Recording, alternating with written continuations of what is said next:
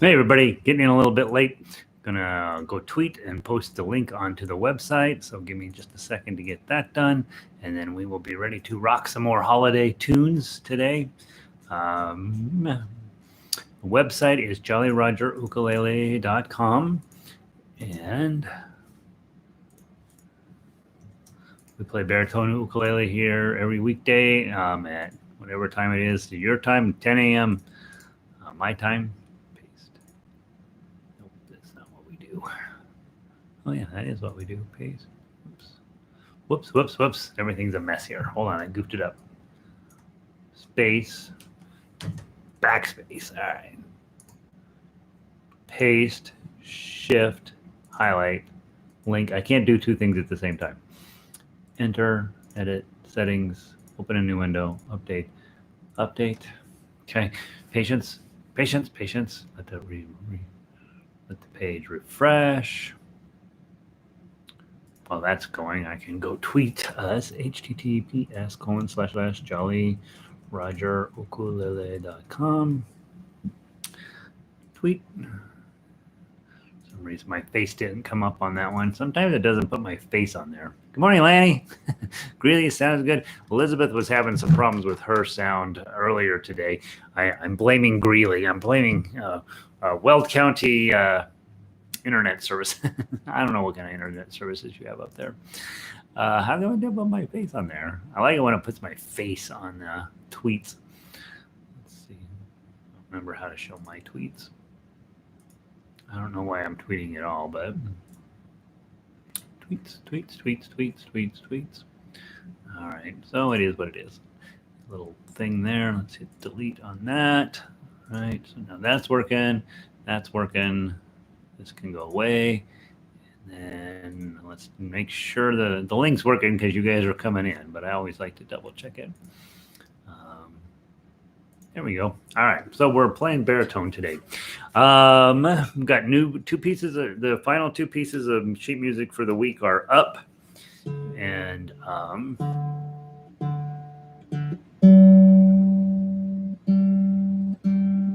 the easier side, I think, to play. I'm hoping. The baritone strings are still settling in.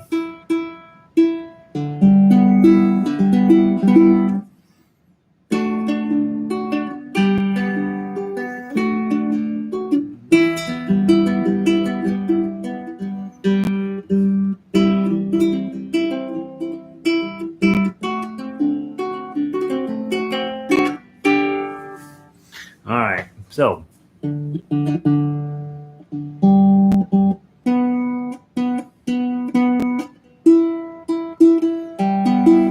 no way that these strings are going to be on this for very long. I can tell you already.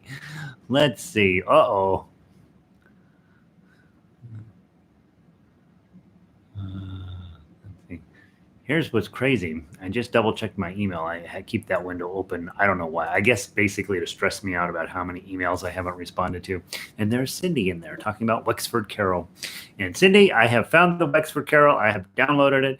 I'm hoping this weekend to have time to type it up.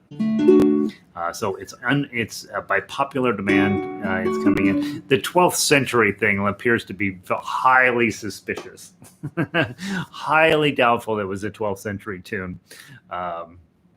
Lots of indications in there that probably not. But I think Wexford existed as a town by the 12th century. So what the heck? Let's pretend it's from the 12th century. Most music earlier than this 1600s, late 1500s, most of that music is not music that's going to make any sense to your ear whatsoever. And so when somebody says, yeah, this is this is the original song, it's going to be like, that doesn't sound like a song at all. So yeah, when you hear something's from the 12th century, like, I don't know if that's true, because most of that stuff, music was still developing as a thing well into the Renaissance. And so, the 1500s, it's pretty different sounding music, not really easy on our ears. Let's see. It's cold here in Denver, a little bit kind of overcast, not sunny, not really cloudy, just sort of weird out there. It's supposed to be cold outside. I haven't gone outside yet. I'm trying not to go outside. There's people will get you out there. Cindy is in this morning. She's advocating for Wexford Carol, and we're going to get it to her one way or another. Terry is in. He lives north of here. Jack is in. He lives way far north of here, up in the beautiful, sunny and cold Midwest. Diane lives that way from here. Linda lives way that way over in California. Let's see. It's 45 degrees in California. What the heck? That doesn't seem right. That seems rude. California is supposed to be, what do you think? 72 degrees in the wintertime? Something like that. Probably making a generalization there. Ray is in. Good morning, Ray. Ray, my brain. Where are you from, Ray? I gotta remember. I try to remember everybody. I can't remember you, Ray. Shoot. It's not that I don't. It's in here. It's in here somewhere, right? But at this age, things start to get where it's like, well, yeah, it's in there, but the operating system will not be randomly accessing. What was it? Random something memory, random access memory. I think. Anyway, Cindy says, "Yep, she's up for Wexford Carol." Yeah, the Irish are different. I think I have Irish blood in me. That's why I had to stop drinking when I was 27, because I have a lot of Irish in me. Let's see. Cindy, sunny north of Colfax. Is it sunny in north of Colfax? I don't know, but it's dangerous north of Colfax. There's criminals and bandits out there. Probably some Vikings. Carol is in. She's west of town here, up in the mountains. Let's see. Ray, Denver. Gosh, with Annie. That's right. Gosh darn it, Ray. I don't know why I can't put you together. It's ridiculous. So delighted you're here, Ray. You will forgive me, okay? Because well, I don't know. We're all old. Whatever. We don't attract too many teenagers playing around here. They got TikTok to do. Okay. Let's get into the two songs we have for today. One, we're going to play the new version of Angels We Have Heard on High. I've never written it out for baritone, so we'll see how it plays. And then the Minuet Suite again today. We'll get done early today because so you'll have a little bit of time. Go ahead and grab Angels from the Realms of Glory. We'll do that one tomorrow. It's another relatively easy one compared to some of the other stuff we do. Nothing in music is easy, by the way. You guys are probably figuring out that this business of easy is ridiculous. I just watched some guitar videos of a high-level classical guitar player seriously and legitimately talking about the bingo, E-I-E-I-O. There was a farmer had a dog and bingo was the name. No, that's not it. It was E-I-E-I-O, and on his farmer something, and on his farm he had it was E-I-E-I-O. The E-I-E-I-E-O song from the Farmer in the Dell. Well, going through in great detail how a high-level classical guitar player would attack that. Farmer in the Dell. Is it Farmer in the Dell? Farmer in the Dell. Farmer in the Dell. The Farmer in the Dell. Farmer in the Dell. Hi-ho, the dairy-o, the Farmer in the Dell. Different song. That's not the one. What's the one with the E-I-E-I-O? E-I-E-I-O. With a chick here and a chick there. Everywhere a chick. Old MacDonald. Old MacDonald. That's the one.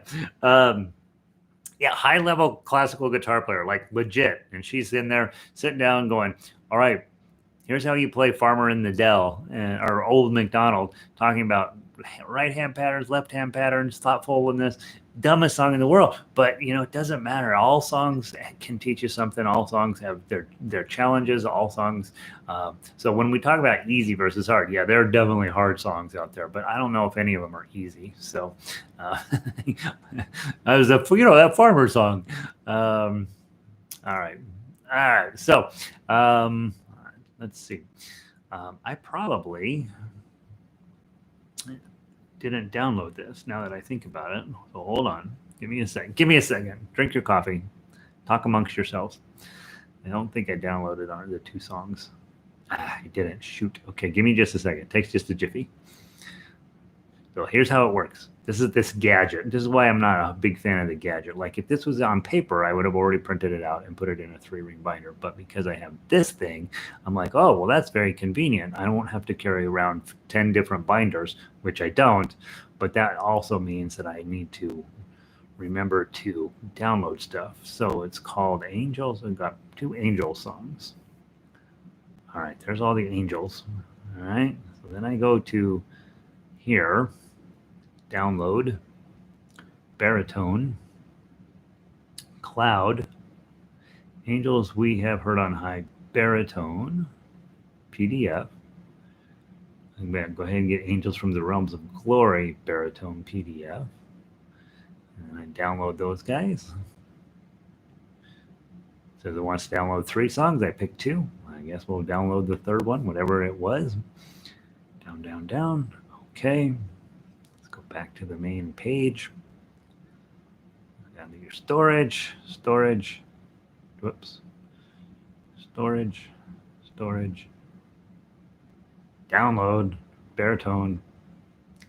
And then you look for Angels. And that requires me to alphabetize. Angels We Have Heard on High. Here we go. All right. Sorry. Angels We Have Heard on High. 1862. Chadwick. James Chadwick. Don't know who James is, but probably a decent dude. Not a particularly sophisticated palette of chords, but definitely every chord on here you're going to need to have in your toolbox and have memorized. So let's run through those.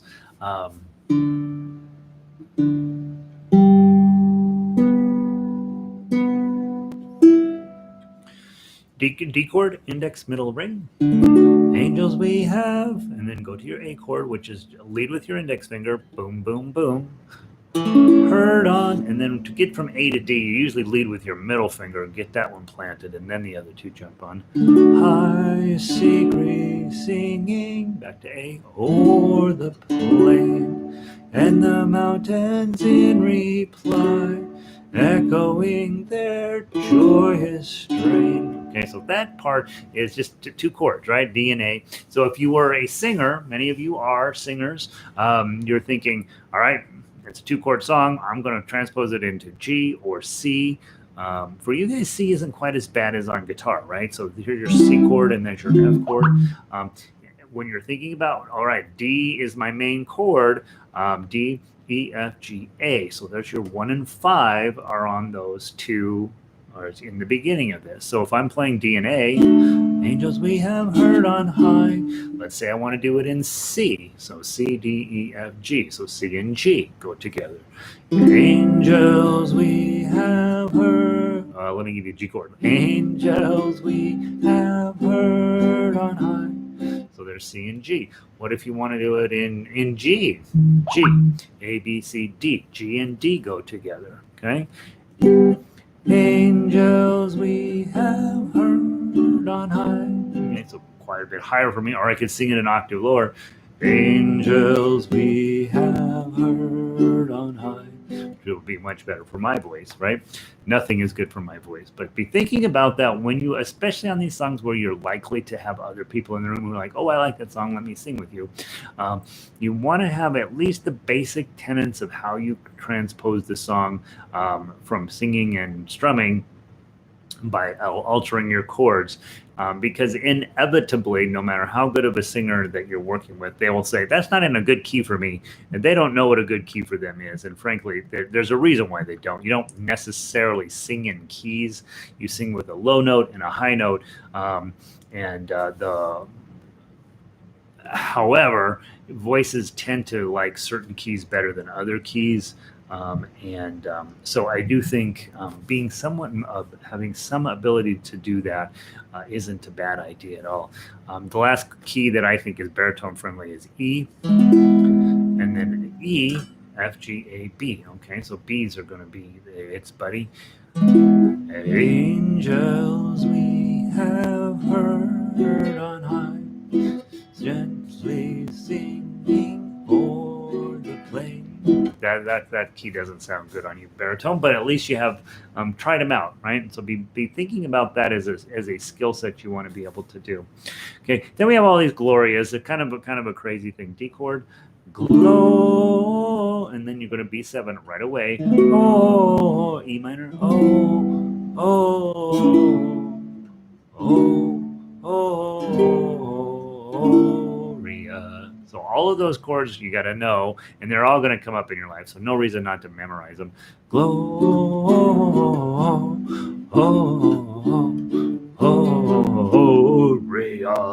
Right. So that's what's going on there. And then here's what's fun: you get 5 chords and 5 beats in measure 13. In excelsis Deo. Okay. And then you go back and play it twice. Second time you come through at the bottom, in excelsis Deo. In terms of your theory, I talk a lot more about music theory with baritone than anybody because you guys are the ones who usually have to adapt to other players. And the other players are usually less skilled at this than you guys have to be. So if you play with ukulele players, they're not going to be able or willing to change their chords. But as you guys, as the low voicing and the accompaniment almost always, you will have to be willing to make adjustments into the chord shapes. Often you'll be playing from ukulele music, and you're going to need to know their D chords here, your D chords here, and you just have to know that, and you have to be able to ignore the chord grids and just be like, okay, I'm going to play a D chord now, and then I'm going to play an A chord, and so on. And I do think one of those things that this song illustrates pretty effectively is you got this opening section, very straightforward, 2-chord song. Then when you get into this lower section, it gets much more sophisticated, much more complicated. And if you did happen to transpose the key you're in, look at how this lays out in D. You got a D, okay? You've got E minor. That's going to be the E that shows up in measure 10. F doesn't show up. G, that shows up at the middle of measure 11. Okay. A, that shows up all over the place on here. And then your other one would be, after A is B over here. Typically, it's a B minor. Okay, but in this case, they're giving you B7 to get a little bit more tension in there. Because if you play the B minor, glow, let's see, B minor, glow, glow, it would sound fine, but not quite the way we like, not with enough tension there. So instead of a B minor, we went with a B7, glow. So you get a little bit more tension there, a little bit more excitement to resolve. And so instead of the B minor, they went with the B7. And it makes sense when you play it through with what it's supposed to be versus what it is. In music, you will always find when there's something that's not really supposed to be, that doesn't make sense in the key structure, it's always at a moment where there's a ton of tension and usually a high point in the song. And that's exactly what happens here. Glow, oh. And so you get a lot of tension in there. But everything else is dead on exactly what the key's supposed to be. And so you should, those of you who are interested in getting a full education in music, take a little bit of time with your circle of fifths. Go through. I used to handwrite them down before I actually had them all memorized. I go through, handwrite all of the chords down of what they are going to be in the new key. And I was usually... in the beginning, I was terrible at it, and then the more I did it, the better it got. So let's see. Who else wandered in here today? Valerie. Valerie went to Harmonica again. Let's see. We're gonna buy her a clock with a calendar. Maybe a calendar would be better. All right. Let's see. Cindy is here. Oh, we gotta make whoever this dude is. We just make him go away. Let's see. Hold on. Gotta make this little robot or teenager go away. All right. So there he goes. Cindy Wee, Terry. Happy Harmonica. I know, right? He's used to the old order. All right. So So there's your chords, a little bit of a music theory discussion. Let's talk about the melody. Let's go through and play that. Looking at the first section, there's 2s and 5s and 3s, so you probably want to play that in second position. Looking at the second part, I'm going to think probably start off in 5th position because you got 5s and 7s, and then slide down to second position probably. So that would be my suggestion in that area. You just grab 9 at 5th position, and then grab the rest of the song back in second position. Let's go through it. Let's play through it twice. See how you do. 1, 2, 3, 4.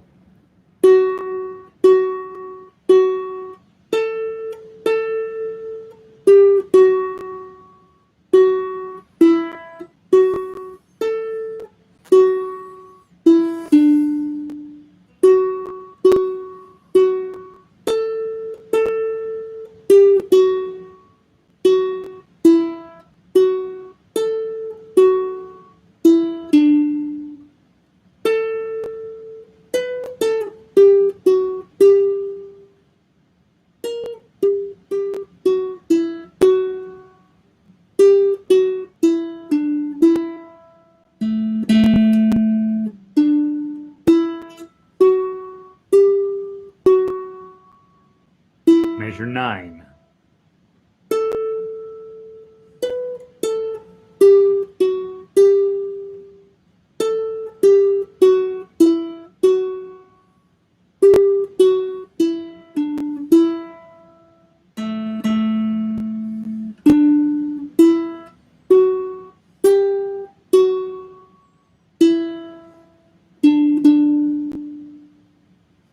Not too bad. Okay. When you have a song like this, it's almost entirely on the first string. 2 things happen. One, we don't have a broad melody, like it's not real low lows and real high highs, so we can fit it onto the first string better, which means that we can add in more of the chord underneath it. And so those of you guys that are thinking about starting to do some of your own arranging, it inevitably you start, I'm going to arrange my favorite song from when I was a teenager, and inevitably it's much more complicated than you want it to be, and your first arrangement is very sad and difficult. Whereas if you start with something like this, where it's a relatively limited melody, it's not too low, it's not too high, you get it into the right key where it mostly is hanging out on that first string, then you have the opportunity to put in lots of deep, full-blown chords in underneath it. Okay, so let's go through, let's run through the tough uke and see how that's going to work out. So you got your D chord, and you got 3 full ones in a row. 1, 2, 3. Then you just pinky on 5. And as you're playing that 5, you're already abandoning your D chord, switching to your bar on 2, changing out to your middle finger, and you could strum it, and then go to the D chord at the end of measure 2. So let's talk just a moment about why I did not put full chords in underneath the two notes that I didn't. So if you're in measure 1 and you go bum bum bum bum, you can absolutely do that where every single one has a chord underneath it. The problem with doing that is eventually it starts to sound kind of muddy a little bit. It's like when you're playing on a piano and your foot just camps out on the sustain pedal. After a while, all of the notes start running into each other a little bit, and it starts to get a little muddy. And if you're Gary, you just leave your foot there anyway because it sounds cool and you like that clash of notes going on inside your piano. But if you want to sound good, occasionally you have to lift up that sustain pedal. And fundamentally, that's what's going on. What I'm probably trying to get at here is that gives this melody note a chance to ring out by itself while these other strings are busy dying away. And then that allows me to switch to this bar chord. And you put in the new chord along with the melody note, and then switch out to this 3 again. I'm switching the melody note, but I'm not doing anything here. So these notes are starting to die away. And that makes it a little less noticeable when you have to pull your finger off to do this. Okay, I'm not telling you I think through all of this thoughts exactly when I'm doing an arrangement, but it sort of becomes a little bit about playability and a little bit about, hey, I don't want to hit a chord every single time, or it's just going to sound very muddy. And so that's what I have going on here. All right, let's move on to measure 3. Got a D chord. Lift up this finger. Again, you hit that 0. The rest of the chord's dying away. Put it back on. Get it fired up again. Hit the 5. And then that D chord has rung very neatly all the way through that measure without becoming overwhelming. And then you grab your A chord with your just a plain old bar. And with something like that, when you're going to do a bar and you got to get to 0 there, try to do a little bit of this. Try to lift it up to keep the ringing. But if you can't, you can't. It'll be fine if you have to pull the whole bar off to get to the next chord. Okay, measures 5, very similar.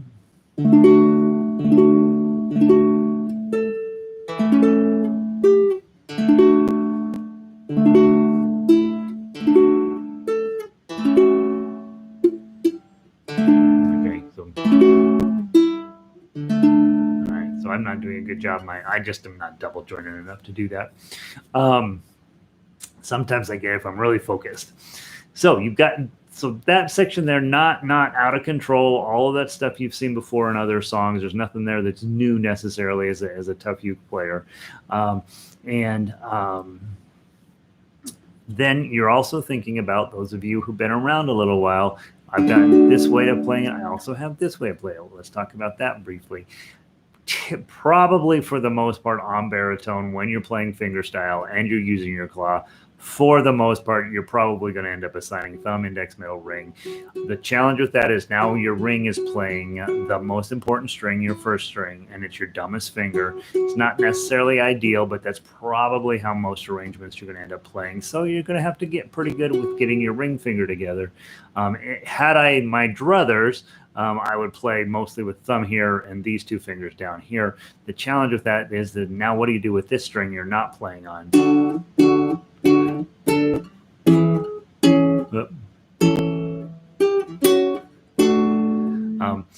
It's okay, right? But you're missing a note here. And I think the missing note can be cool. It can also be kind of sad. So I have a tendency to grab all 4 strings, but you should experiment with that. You should think about, what if I did it with just 2 fingers?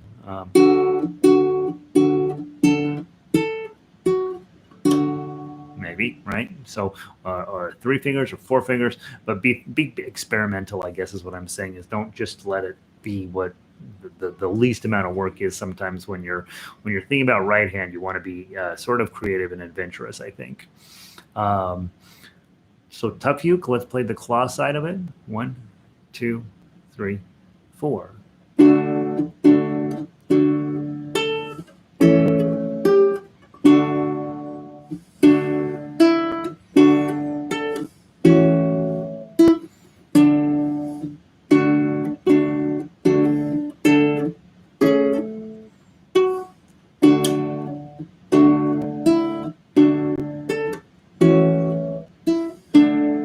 There's that. And then those of you guys have been even around even longer than that, everybody wants to get a hold of me this morning. You've got your opportunity for painful uke. Okay, let me give you the example. I'll just show it to you, and then you figure it out on your own. Okay.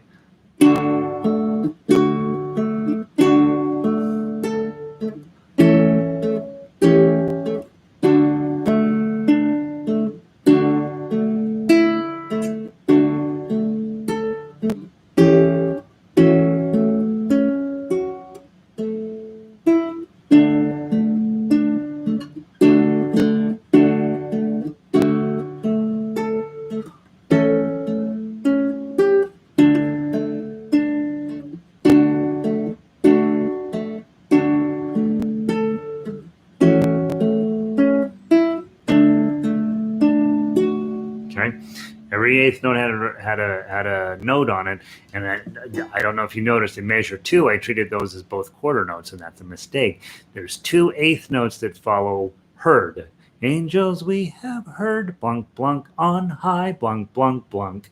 So you want to be adding in the correct number of eighth notes based on what the actual note is in the sheet music. Okay, so when you're working on your painful uke or your finger style is what is uncreatively called, you would be very aware of how many of your beats in the standard notation. So if I've got quarter notes, I'm going to add in one index finger after each of those. If I've got a dotted quarter note, I got to add in an index finger and a middle finger in there in order to fill in the proper thing, proper amount of beats. And the same as at the last note of measure 2, high, it's a half note. So there's 3/8 notes that follow the 2 there. And so index, middle, index, probably. Okay. And it'll end up sounding just positively stunning if you can get your way through it. All right. So we've covered measures 1 through 8 pretty heavily. Let's run through measures 9 to the end and see what other joys await us there. D chord with your pinky so you strum that. It's a half note, let it ring just a little bit. And then one of my favorite chords in the whole world, bar on 4, pinky on 7. It's a B in this case. That's an official B chord. The sheet music calls for a B7, but the melody note messes that up. You don't get the B7 until you get to the 5. So we do a nice full B, 5, 3, 2. E minor with the 3, let it ring, bar on A with the pinky on 5. Let me give you one other technique thing. I'm talking a lot about this song, but songs like this give you an opportunity to really practice your high level techniques. If I am at measure 9, now let this ring, 2, 3, 4, and then I go grab this. Okay, so I got to get to this 3. So at that point, I'm probably going to have to abandon the bar, right? But the first 2 notes, 7, I'm putting my 5 on. Don't move this bar at all. That way those 4s continue to ring. And then you don't have a choice. Somehow grab 3 and 2. You get your E minor. Let that ring out full. Now here's a better example. I'm on bar on 2, pinky on 5. Change out your middle, but don't adjust your bar. Don't adjust your bar yet either, because you're going to have it's already holding 2. Now you can lose it. And by the time you lose that bar, these strings have already died off, and you're not going to hear this clonk as you're changing your bar out. Finally, measure 11, you got your D chord. And then 3, nice C chord, G chord. Okay, regular A chord here. Now the challenge here with rest stroke is rest stroke also has the bad habit of stopping the sound below here, right? So if I'm coming in and I got Gloria, my thumb is also stopping this chord string. Not a problem here because the melody notes, the previous melody note is the 0. And so when I do bum, bum, bum, I'm stopping this and the melody note keeps ringing.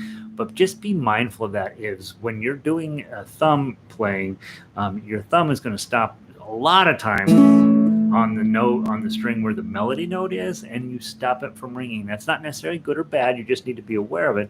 So you might want to think about and using an index finger in here. I'm overemphasizing what I would do. Okay, with index finger, or you can do open strums with your thumb as well. Just don't use a rest stroke. That's a highly advanced technique because we get very comfy with rest stroke. That's my bread and butter is just rest stroke on everything. But you can, if you're thoughtful, either use your thumb going down and not touch the string below, or with your index finger coming up and not touch it. It's a little easier when you're in the claw position to keep melody notes ringing out, chord notes ringing out. Little easier. Measure 13, you got to, this is where things are fun, okay? Got to get it right. D chord, A chord, G chord, D chord, D chord, let it ring for 2, and then A chord, and then we're going to go back to the top. I don't know why I have an 8th note rest in there. I'll get rid of that. This is a half note. All right. So that eighth note rest there is a typo. Don't pay any attention to that. And we go back and play from 9 down again. So last time we come through at 15, end of the song. Very, you've been through your glorias. And really make sure you have that A7 to get that little bit of tension. 3, D chord. And then your high D up here on 10. That's on 7. Yeah, 7, 7, 7, 7, 10. Okay, high D on 7, I guess I should say. All right, here we go. From the top, we'll play it through. Let's play it through 3 times. First time I'm going to play melody. Second time I'm going to sing and strum. Third time I'm going to play tough. So let's go into measure 14 over and over and over, and we'll save that measures 15 through 17 to the end. So we'll go down to the bottom, go back to 9, go to 14, then go back and redo the whole thing, and then go back and do the whole thing one more time. Okay, here we go. 1, 2, 3, 4.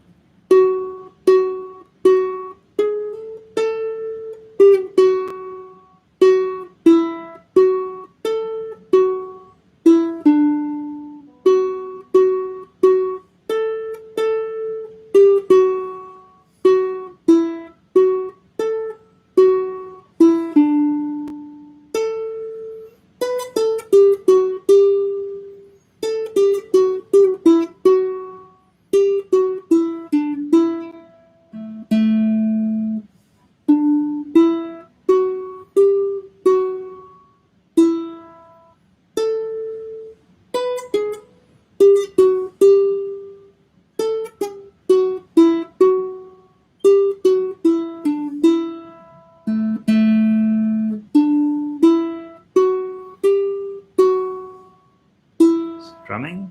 Angels we have heard on high, sweetly singing o'er the plain, and the mountains in reply, echoing this joyous strain.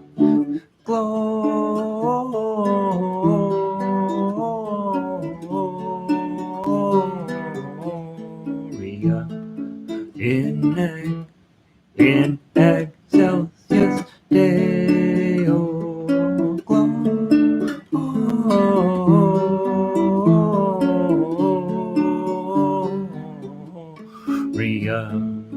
in excelsis Deo, and then cut tough uke.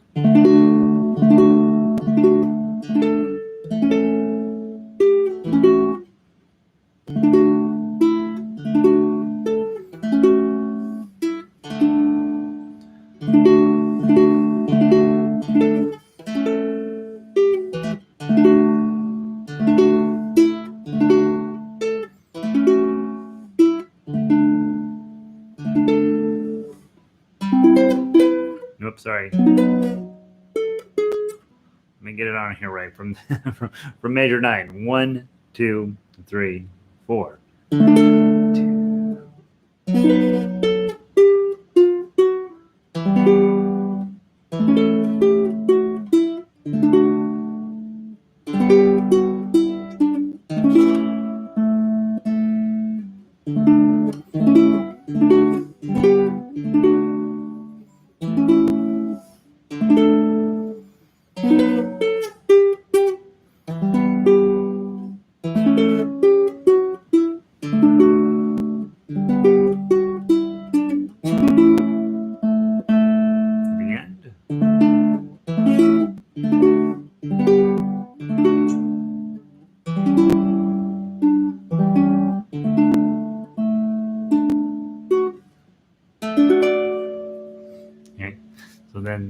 So obviously tough uke got a whole lot tougher. I did not slow my speed down, which was a mistake, right? So I ended up making too many mistakes.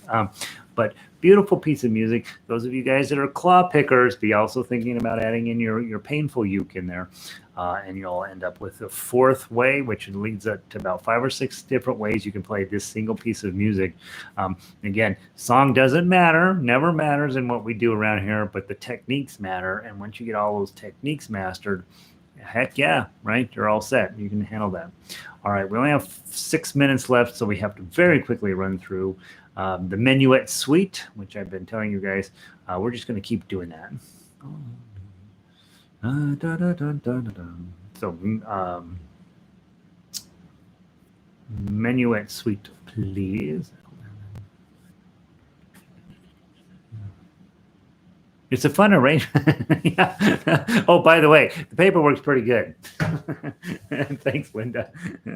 I don't know. This Christmas music almost writes itself. It's really nice to put it together. It's different than modern music. I fight and fight and fight, and at the end, you still feel like, I could probably work harder on that. But these old school Christmas songs are just a delight. I just love them. Bach Minuet Suite, top to bottom. Ignore all the repeats. I am doing this for a reason, peeps. So take a look at it. I think it would be awesome to get all of us baritone players together. Let's go to the Cayman Islands. And we sit on the beach playing Bach's Minuet Suite. All right. From the top,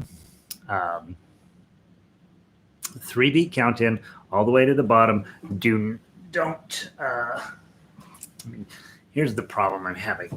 I ran downstairs. We got an Amazon package, and I put my slippers on, and I have, because we're supposed to wear shoes in the condo, right? So you go downstairs, and I put my slippers on. Well, my slippers, I can't feel this stupid button that I push to make the pages go. So I'm dancing all around here, and I'm like, there's not a problem here, except I'm wearing my slippers still. Okay, socks. That's the answer to being a musician. Which one? I think it was Tori Amos that used to play piano in her socks. All right. All right. Here we go. From the top, top to bottom. Just one time through. 1, 2, 3.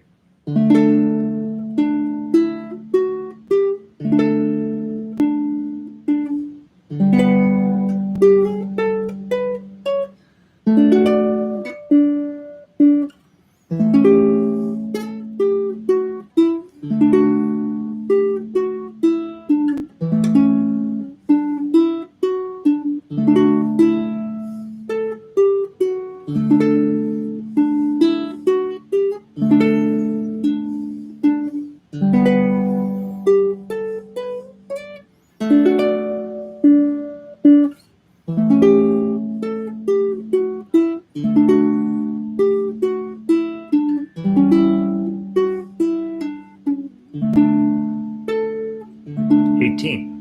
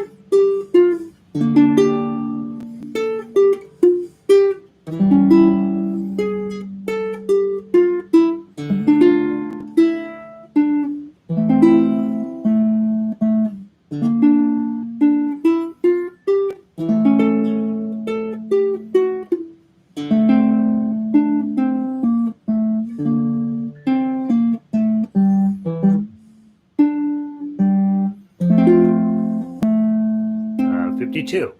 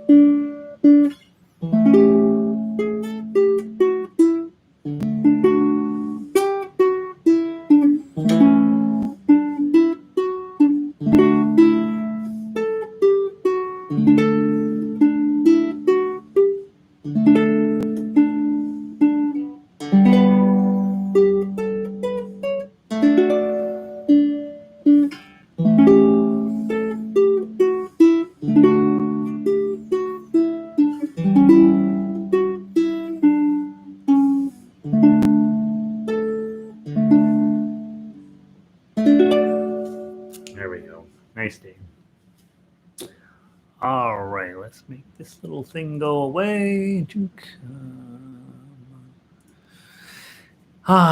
Guys, hope you're having a great day today. These are nice arrangements. Terry said, "Thanks again, Gary, for this great music." I agree about the Christmas song. It's beautiful, right? It doesn't matter what it doesn't matter what kind of background you're from. We're musicians, right? We want a good solid melody, decent chords, a little bit of thought process, a couple of hard spots in there. And we want to make it sound out. And we want to make it sound out beautifully on this very odd little instrument that nobody cares about except us. Okay, and you see so little baritone music going on out there. We're gonna change that. We're gonna make that. Cindy says, "Yikes! Uh-oh." Vic said, "Too fast." All right, Daniel. See you in one. Linda will see you soon. So I'm sorry, I played it too fast. I apologize. I was just letting the rock flow. Sorry, I'll slow it down tomorrow. How about that? So we'll play it a little bit slower. Or this sounds crazy, but you could practice it and see if you can get it up to speed. Huh? I'll play it slower tomorrow. Apologize. I didn't even think about that. Just got into it. I let the music carry me away. I don't even believe in that. All right, guys. Have a wonderful afternoon. I'll see some of you later today, and I will see the rest of you tomorrow. Hope you're having a great day. Random act of kindness. Try. 2, be safe. 3, practice. I'm kidding. No, I'm not. Try. 4, keep showing up. This is what's going to change the world of baritone right here. This class right here. 5, subscribe. 6, thumbs up. 7, what was it, 7? Oh, subscribe to the Jolly Roger website. That's going to be the new thing. I want to be pushing that because I think not so much that I need the money. What I really need is for you to have all of the good stuff. And the more people that stay subscribed and the more things, then that means, hey, man, what you're doing makes sense. Let's keep it going. And so there's that. All right, guys. Cindy, Vic, and Carol, Ray, Banjo. You got to change that name. All right, guys. I'll see you guys soon.